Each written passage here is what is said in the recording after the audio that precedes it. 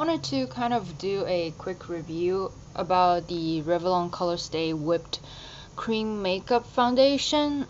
I'm in the shade 220 Nude, and it actually matches me perfectly. I know the Revlon Colorstay line and the Photo Ready line has a really good really good reviews on YouTube.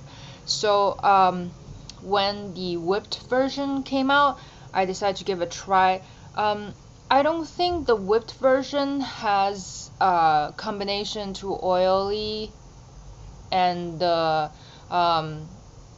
guess normal to dry skin. You know, because I think the regular Colorstay foundation has two different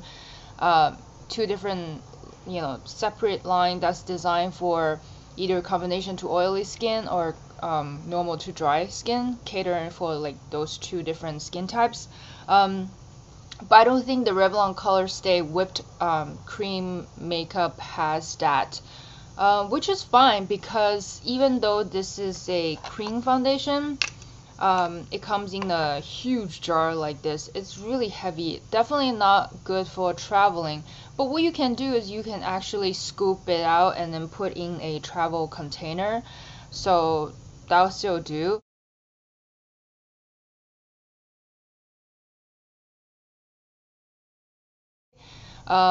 You can use a Sigma, flat like F80, any like I guess synthetic brush or whatever brush that you prefer. You can use that, or beauty blender. I think beauty blender with a bit of water to apply this will be like a perfect one because it will actually give you some kind of a glow to the face. It does have a sort of a slight healthy glow to the skin. Like as you can see, the skin is not flat. Actually gives me a sort of like a matte finish. I don't like to wear powder. Like, if I wear full foundation out, like, I normally just wear concealer and that's it. I don't even really set it with powder. But if I do makeup, I usually do the whole, whole thing. But I think this is really nice because it's actually it's like a really nice sort of like a matte, semi-matte finish. I used the Clarins Beauty Flash Balm, before this to kind of brighten and hydrate my skin. I apply it with this kind of like flat top kabuki brush I got from eBay. As you can see, I apply with the brush and I just sort of like stippled and then buff along, as I go. Did sort of like cake up a little bit, and also my skin is kind of breaking out. As you can see, it's kind of breaking out, and also it's kind of drying on the side of my nose, like on the cheek area. So I can see that where it's sort of drying, like here, it actually cakes in a little bit into that dryness. But I like how it's really lightweight. It doesn't feel like anything sitting on my skin, and I really like that because I don't like to wear really heavy foundation. I like how it has, it doesn't make my skin feel like look flat. I like matte finish because I have I have combination to oily skin, but I do tend to get dry in this area in the winter. So this is really nice. I like how it gives my face a bit of a glow and dimension. And like I said, it's really, lightweight. And I like how I love this foundation because of the texture. It's, well, they say it's like a whipped texture, but it does feel a little bit like, it's almost like a very, very thick, densely whipped texture. I guess you can it almost looks like jelly. Because I know, like, I think BB cream, like Korean BB cream came out with their new formula, which is like a BB gel, or BB Jello or something, BB cream like Jello consistency. So I feel like this might be similar to that. I like how it's densely packed, which feels thicker than your regular foundation. When you pump it out, those are more liquidy. So I feel like these are a little bit more densely packed, but since they're densely packed, you don't really need much, and it's very easy to blend.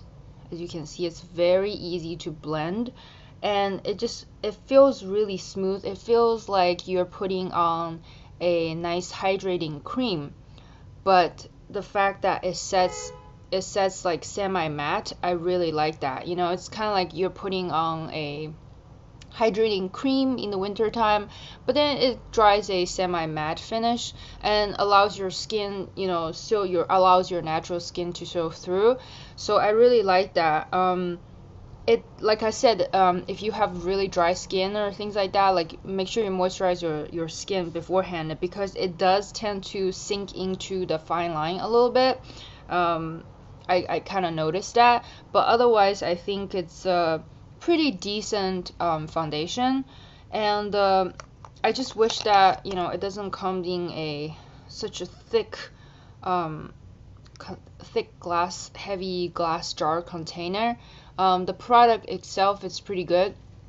I'm not sure if it stays on for 24 hours, because like I said, I don't set my foundation with the powder, and since this is sort of like a semi-matte finish and about medium coverage, as you can see, I did have spots and some redness to my face before, and it did sort of even out. It definitely evened out my skin tone. That's one thing, and it covered up like few spots, a little bit of redness, but spots like this, like acne scar like this, is kind of hard to cover. So maybe I will either use a concealer afterwards, or maybe I have to use a little bit more with with the foundation again. I don't really like to have like a full coverage on my face. I just feel like it looks too artificial, like nobody's like perfect, and I like to have my own skin show through, even underneath the makeup, even if some spots or like freckles or whatever like still shows up. I think that makes your skin look more natural, because it's like if you cover it all up, it just looks kind of fake. It's like it doesn't look quite natural, because nobody's face is like perfect, like with no freckles, with no beauty marks, no pores. It's like only airbrushed photographs looks like that, but in reality, our skins don't look like that. So that's just how I feel. So I went with another light layer on top of that first layer, and as you can see, it definitely covers up a little bit more. So this is buildable, definitely buildable, so that's good. Yeah, I actually I like this. I think I can even probably wear this maybe around springtime. I'm not sure about summertime. Maybe summer I have to set it with a powder, or maybe get like a setting spray. But I do like the finish. Like I said, it's like semi-matte, and it feels really nice. It doesn't feel heavy at all, even after second layer. I think I got this from Target or somewhere, maybe Target, I don't know, when it was on sale, because I think it's originally like $12.99 or something like that, but I think I got like $2 off or something, so probably like $10.99 or $10, something like that. But like a lot of drugstores, they always have buy one get one half off, so I guess you can always take advantage when you see one of those sales. Otherwise, I don't recommend this for traveling because of the weight and the size of it. It's really, really heavy, the glass jar. I mean, yes, I get it's sturdy, you know, it looks nice, just, you know, it looks nice sitting on your vanity or wherever, you know, it kind of looks high-end almost, you know, like one of those Chanel or whatever. Otherwise, I think this is still really decent foundation, you know, I actually really like it. Like I said, I don't really wear foundation that much, but once in a while I like to try, you know, foundations that you know, kind of like catch my attention.